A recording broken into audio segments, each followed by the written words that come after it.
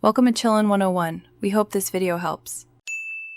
In this video, I will explain how to make gravy tofu. First, you'll need to select extra firm tofu and press it thoroughly to remove excess water. Next, gather your gravy ingredients, including vegetable broth, soy sauce, and a thickening agent like cornstarch. We will then walk through the cooking process, from preparing the tofu to simmering the perfect gravy. This step-by-step guide ensures a delightful and satisfying meal.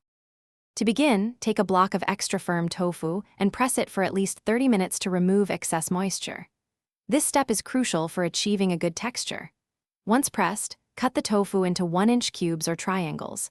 Then, toss these pieces with 2 tablespoons of cornstarch, a half teaspoon of salt, and a 1/4 teaspoon of black pepper. Finally, pan fry or bake the tofu until it's golden brown and firm. Now, let's create the delicious gravy. In a saucepan, sauté 1/2 cup of diced onion and 2 cloves of minced garlic until they are fragrant.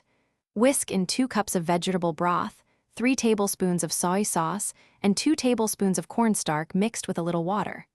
Add a half teaspoon of dried thyme and a 1/4 teaspoon of black pepper. Simmer the mixture, stirring occasionally, until the gravy thickens to your desired consistency. With both components ready, it's time to bring them together. Gently add the golden brown tofu pieces into the simmering gravy.